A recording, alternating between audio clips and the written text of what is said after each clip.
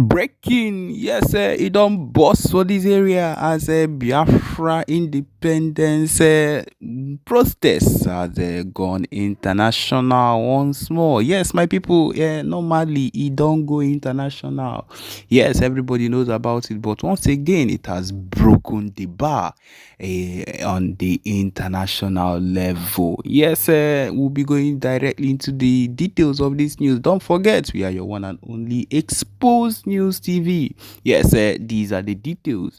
Also, in response to escalating violence in the Biafra land, yes, in southeastern, he said the protests has erupted across major European cities with thousands of members of the Biafran diaspora demanding international intervention in the ongoing conflict. Yes, there have been noticed that there have been demonstrations in London, Berlin, Paris, and Brussels with the independent people calling for the independent Biafra and condemning the zoo government for its handling of the crisis. Yes, we'll be talking about these specific places, make you go know, make you understand, say everything where they actually happen is something that is meant to be and not a joke. Okay, he says in London, Trafalgar Square, as one way or another, protesters and people that are Biafrans have come across and come around waving Biafran flags. They've held banners and said, "Free Biafra now and end the Nigerian occupation." Similar things were reported in other cities where members of the Biafran community and their allies chanted slogans and called for foreign governments and the United Nations to intervene, which PM Ekpa has been on the sidelines, have been in the apex too, making sure and poking around, making sure that these people come to a full-time understanding that there is no going back on this particular movement. The process comes on the heels of the Biafra Liberation Armies and the BNL's movement moving and stopping across the violence that has been taking place in the Biafra land. As zoo forces are in disarray, the diaspora believes that the time has come for the international community to step in full time. I believe they have stepped in some time ago and they have made a few comments, but now they are expected to make heavy comments, heavy comeback, and they make effective what do you call it, effective impact in this particular time at this moment, because this time is the right time. Okay, he says here that we cannot sit idly while our brothers and sisters are being killed from one Ngozi Ude that stays in London. He said the world must recognize Biafra's right to self-determination and self-referendum and force the zoo government to stop its violence. International human rights groups have also raised concerns about the growing humanitarian crisis in the region, with tens of thousands displaced by the conflict and the zoo government's military response. As you all know that these people seek to do complete a genocide in the Biafra land, in the southeast region, and it is not something that is even being hidden on any ground. But then it is not what we'll be looking at whenever we decide to do the necessary things that we need to do. That is just the truth of the matter. We are going to succeed. We are going to make sure we do everything in our power to make everything work out. The United Nations has called for a ceasefire and a peaceful resolution, but thus far diplomatic efforts have failed to gain traction. As the conflict in Zoo intensifies, the Biafra's global presence is making waves on the international stage, putting additional pressure on both the Nigeria government and the foreign powers to address the situation before it spirals further out of control. So okay, my people, now so we go dey give am straight to now back to back. Take notes. That is what we are here for. On another note, it is always good to have it in mind that we are not slacking back on another level. The next thing you will be hearing would be things that concern the Biafra movement, coming from the PM Simon Ekpa. Listen and enjoy. Thank you. And issues a mandate for the creation and formation of Biafra de facto government, BDFG. Listen, my people, with this, you will learn this very evening. Mandate of BDFG, mandate of Biafra de facto government. To create, form, operate, and manage a de facto government for and by the peoples and nation of Biafra, such government, such government to function in the meantime, as a bona fide government of Biafra in the manner of legal, customary, and decent governments. To secure the freedom and liberty of Biafra in its peoples from occupation by Nigeria, based on self-determination, paradigm, and principles with all haste and by all means necessary.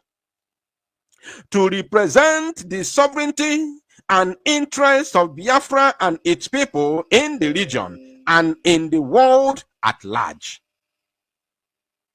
To project the sovereignty, independence, and humanity of Biafra and its people at all times. Now, pay attention. We have gotten now to the main case that we are treating today. If I treat it today, what we are treating today is where we are now. We have entered there, and I want every one of you to pay attention. I will show you where to go so that if you want to go and read for yourself, you will go there to the page where I'm reading now in order to read for yourself and confirm it for yourself. Now listen. To constitute a transitional government of Biafra, which is known as TGB, Transitional Government of Biafra. Remember, I played you our PM's, conversation, which he talked about how the transitional government of Biafra. Now he said, this very charter, the Biafran charter said, to constitute a transitional government of Biafra, TGB, immediately after liberation of Biafra from Nigeria.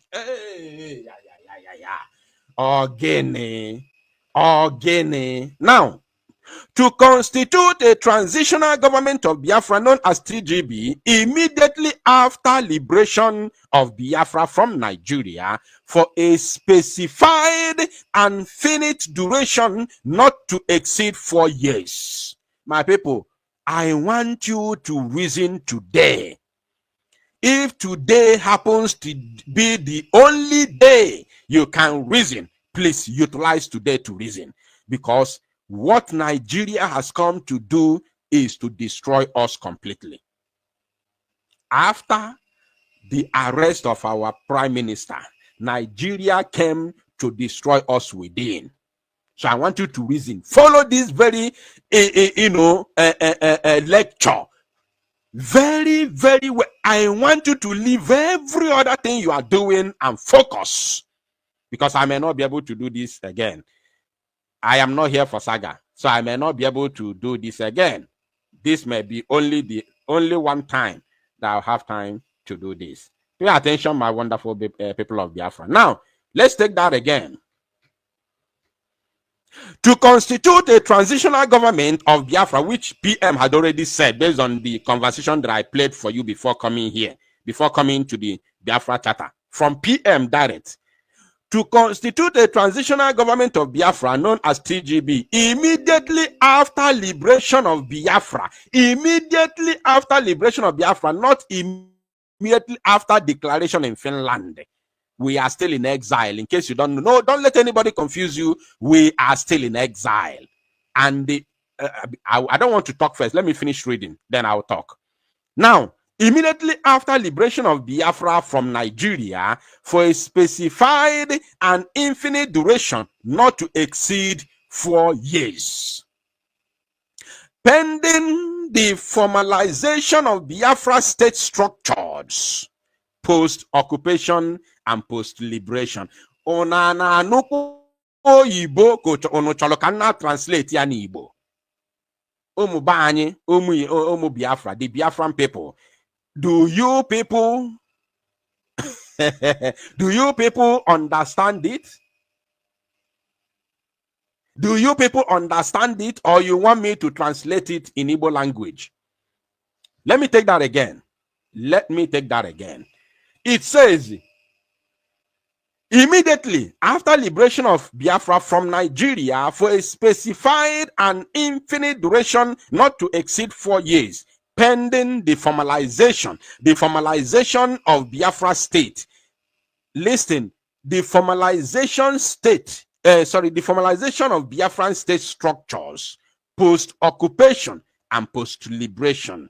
Everything, before we even talk about anything, we are going to first of all liberate ourselves from Nigeria, and this transitional government is post-occupation and post-liberation, post-occupation of Nigeria in Biafra territory and post-liberation after we must have, evicted Nigeria from Biafra and liberate ourselves from Nigeria. Then we begin to talk about transitional government. We haven't even come to BRGIE. We haven't come to, I want you to follow. Borrow ear this evening. Borrow ear this evening. Borrow ear this evening. I know the reason I said that. Not for insult. I know the reason I said that. Now, to secure Biafra people and its territory, the Biafra Republic government in exile has formed and deployed the Biafra Liberation Army, BLA, Biafra Resistance Fighters, BRF, and Biafra Air Force, Biafra Navy, the Black Marines, and the Dragon Fighters Marine. Structures of BDFG. The Biafra de facto government shall consist of 2 arms. Now, Ugo Ebelugonambawu, and I want everybody to listen. Ugo Ebelugonambawu. Now, the functions of BDFG, Biafra de facto government in the homeland. Now, the Biafra de facto government shall consist of 2 arms. A Biafra Republic government in exile, BRGIE, which is number 1, based outside of Biafra. Remember, the Biafra government consists 2 arms. Number 1 is BRGIE, which is based outside of Biafra. And number 2, a Biafra government within Biafra, to be known as Biafra Republic government in the homeland, known as BRGH. Biafra Republic government in the homeland. Now, both arms shall function in tight coordination and in harmony with the BRGIA in the apex role. The BRGIA will be in the apex role, which is Biafra Republic government in exile, will be in the apex role, because every decision and things we will be doing will come from BRGIE down to de facto in the homeland. Right? Now let's continue. Functions of BDFG. The sole function of Biafra Republic government in exile and Biafra de facto government is to carry out the mandate of the Biafra de facto government as stated in the Biafra Charter authorization. BRGIE shall respect laws of host communities in furtherance of this mandate. BRGIE shall respect international laws dealing with self-determination and protection of human rights and rely in particular on the Geneva Convention's Protocol 2. BDFG, Biafra de facto government in homeland will work with our peoples at home. Will work with our peoples at home in Biafra territory and in Nigeria.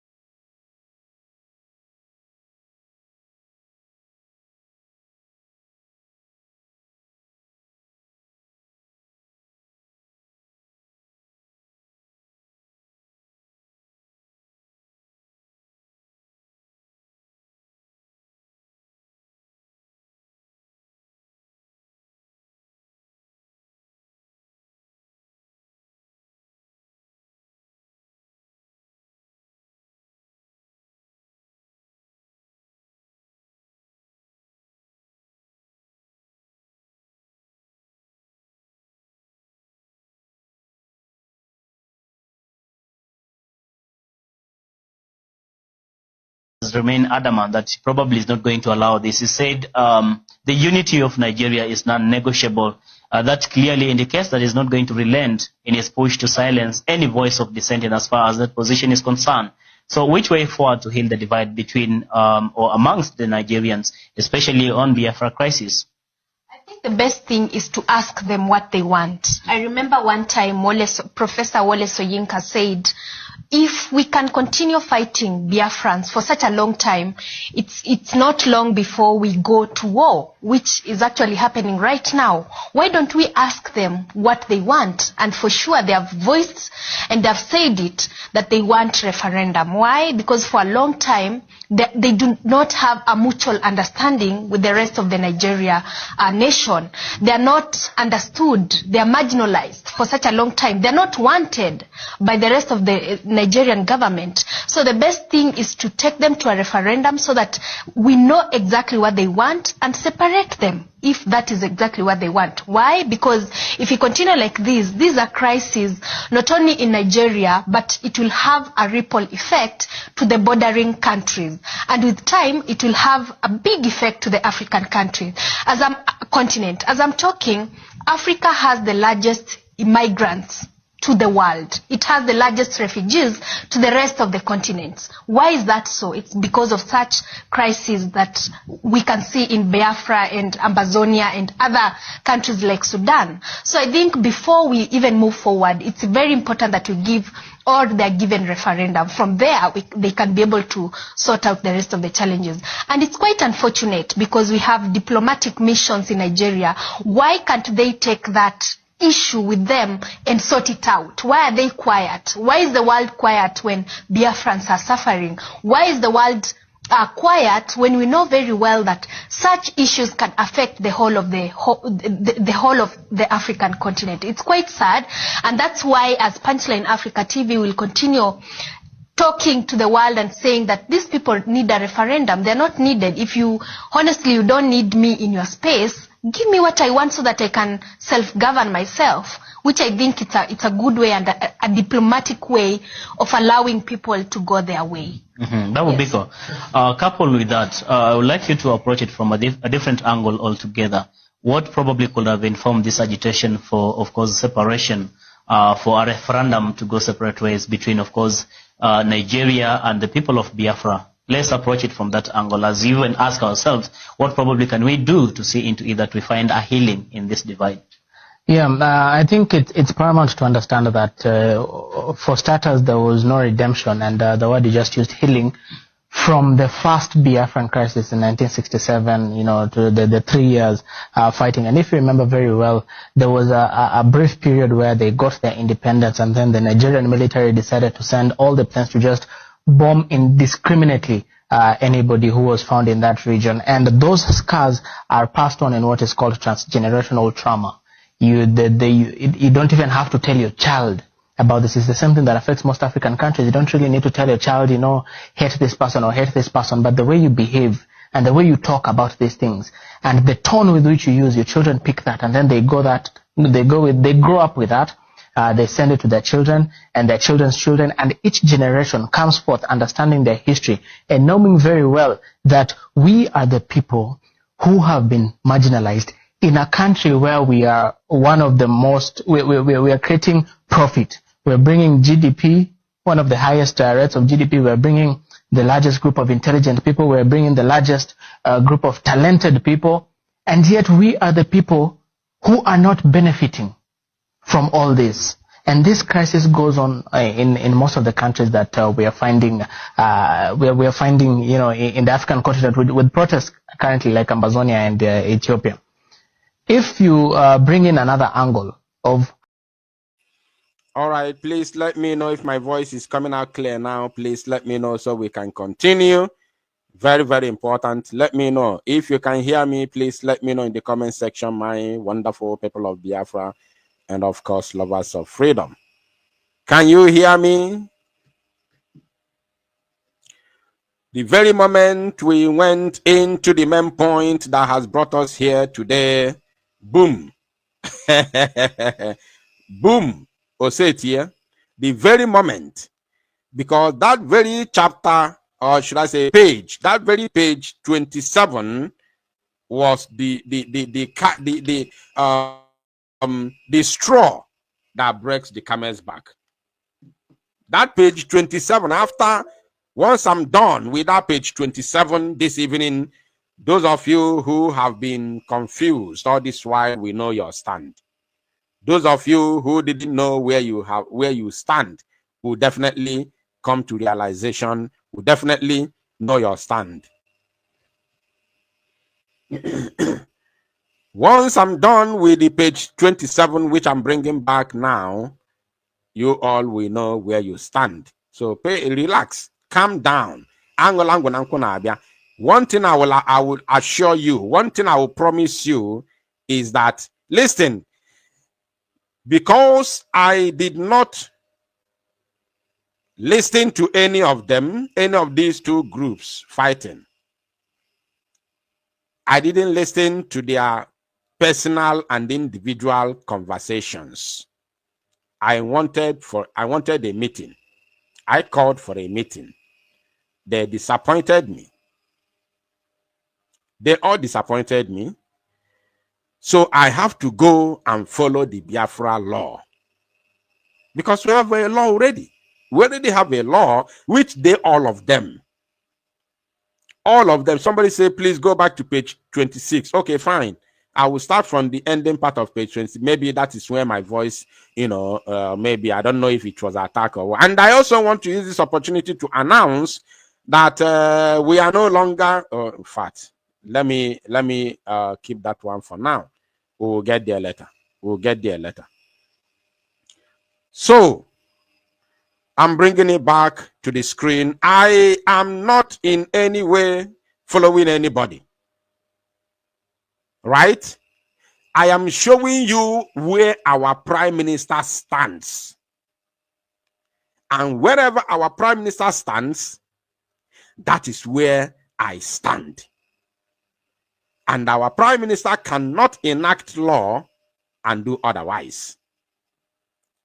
Something that has been signed into law of Biafra, which they all joined together to sign. Which all of them joined together and signed into law in Finland during the convention. So, in as much as that is where our Prime Minister stands, then I will have no problem standing there at the same time. Now, I'm going to continue with the ending part of the page 26 because someone has already asked me to go back to page 26. Probably that is where my voice stopped, coming out.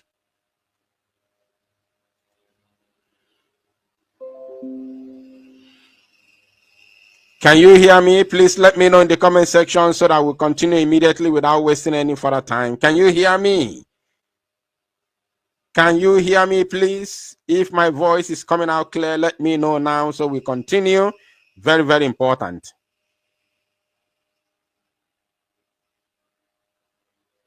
All right. So we'll continue now. Let us continue.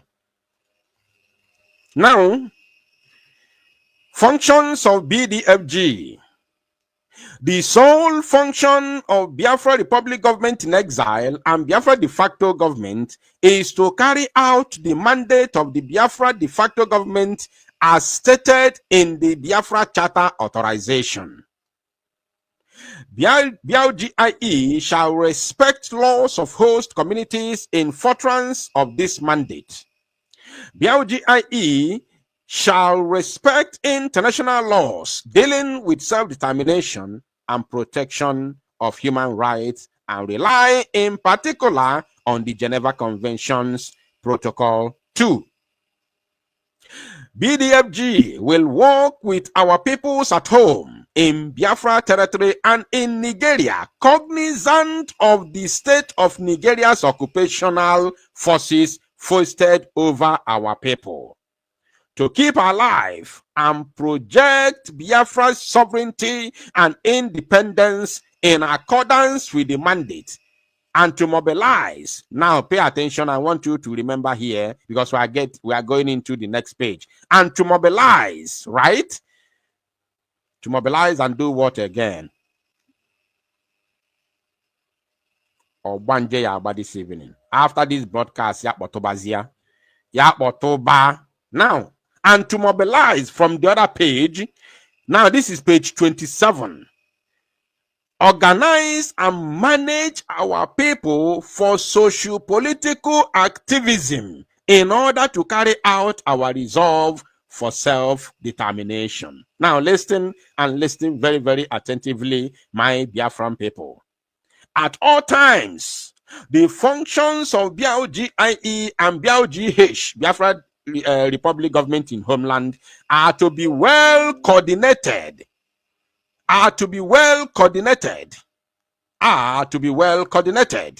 harmonious, complementary, and seamless. Following the liberation of Biafra from Nigeria, the Biafra de facto government. Oh, now, this is where we are now. It says, following the liberation of Biafra from Nigeria, The Biafra de facto government consisting of BRGIE and BRGH together shall form the nucleus of the transitional government of Biafra. Oh, should I explain it? Do you want me to explain it in Igbo language so that you will understand it? Following the liberation of Biafra from Nigeria. It did not say following the redeclaration of Biafra in Finland. It said following the liberation of Biafra from Nigeria. The liberation. Following the liberation of Biafra from Nigeria. The Biafra de facto government, consisting of BRGIE and BRGH together, BRGIE meaning Biafra Republic Government in exile, and BRGH, Biafra Republic Government in homeland, together shall form the nucleus of transitional government of Biafra, which is exactly what the Prime Minister talked about. The conversation, the broadcast that I played for you before we entered into this very Biafra charter, where I will still play it again for you if you want, where our Prime Minister talked about transitional government when the recognition starts coming in. I hope you outline that. I hope you remember that. Now, this very Biafra charter, the Biafran law, says the Biafra Republic Government in exile and Biafra Republic Government in the homeland together shall form the nucleus of transitional government of Biafra. And remember, it says here, following the liberation of Biafra from Nigeria. Don't let these words confuse you. Following the liberation of Biafra from Nigeria. It never said following the declaration of Biafra in Finland. Following the liberation of Biafra from Nigeria, the Biafra de facto government consisting BRGI and BRGH together shall form the nucleus of the transitional government of Biafra. Do you know what it means? BRGIE, Biafra Republic Government in exile, together when